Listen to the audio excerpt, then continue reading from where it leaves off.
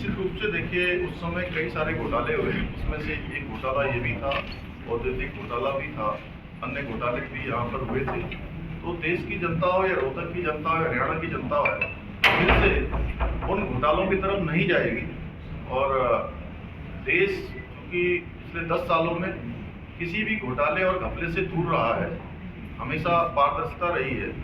मोदी जी के कालखंड में कहीं भी जो है, और हरियाणा के अंदर भी मैं बात करूं तो हरियाणा के अंदर पहले पर्ची चलती थी, खर्चा चलता था, तमाम प्रकार की सिफारिशें चलती थी। यहाँ पर जो भर्तियां होती थी, बड़े बड़े स्कैम होते थे, वो सब बंद हो गए। एक नई कार्य संस्कृति यहाँ पर ट्रांसफर पोस्टिंग हो या भर्तियां हो, वो निष्पक्ष और पारदर्शी तरीके से हो रही, घोटाले घपले नहीं हो रहे हैं।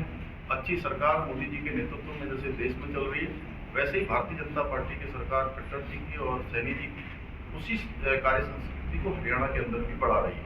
लेकिन सीएम साहब उन्होंने जो बीजेपी की 10 साल सरकार रही और उन्होंने वाड्रा मामले में क्लीन चिट दी हुई है।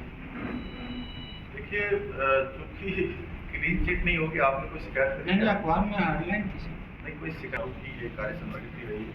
मुख्यमंत्री जी, संत समाज ने कहा है कि भारतीय जनता पार्टी करोड़ों हिंदुओं की आस्था के साथ खिलवाड़ ना करे। हर चुनाव राम मंदिर के नाम पर लड़ रही है, चाहे राम मंदिर बनाना हो चाहे बन गया हो। उन्होंने कहा कि भारतीय जनता पार्टी बताए, क्या भारतीय जनता पार्टी ने अपने कोष से राम मंदिर बनाया या देश के करोड़ों हिंदुओं की श्रद्धा से बनाया? देखिए, राम मंदिर कभी भी राजनीति का विषय नहीं रहा है। राम हमारी आस्था है, राम हमारे हर पल, हर सांस, हर क्षण, हर पल चलने वाले हैं।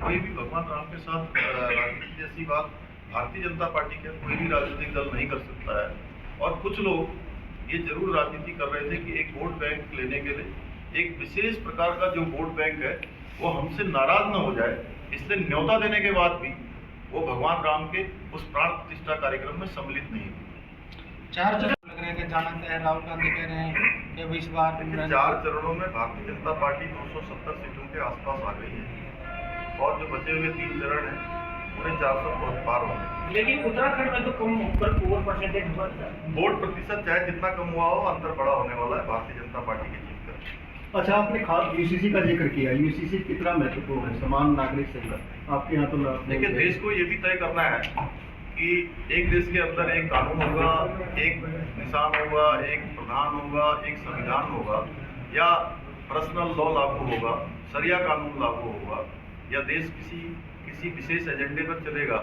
या देश एक समान नीति पर चलेगा। अच्छा, वो वही समान नागरिक संहिता है जो उत्तराखंड में वो विधेयक बन चुका है। और पूरे देश के अंदर भारतीय जनता पार्टी के संकल्प पत्र में देश भर में उसको लागू करने का संकल्प ले लिया गया। तो यहाँ हरियाणा में भी जातीय समीकरण साधने की कोशिश की जा रही है, क्योंकि 3 स्टेट मुख्यमंत्री यहाँ पर है अलग अलग। इस बार देखिए, हर वर्ग का समर्थन, हर जाति का समर्थन माननीय प्रधानमंत्री मोदी जी के साथ है, क्योंकि उनकी जो योजनाएं हैं वो किसी जाति विशेष के लिए नहीं है, किसी वर्ग विशेष के लिए नहीं है। उनका तो हमेशा से रहा है सबका साथ, सबका विकास, सबका विश्वास और सबका प्रयास। आप बताइए, किसी भी योजना में कहीं अगर किसी में कोई अंतर आपको भी दिखाई नहीं दिया होगा, आम जन को भी नहीं दिखाई देता। इसलिए हर वर्ग मोदी जी को प्रधानमंत्री बनाने के लिए साथ खड़ा है।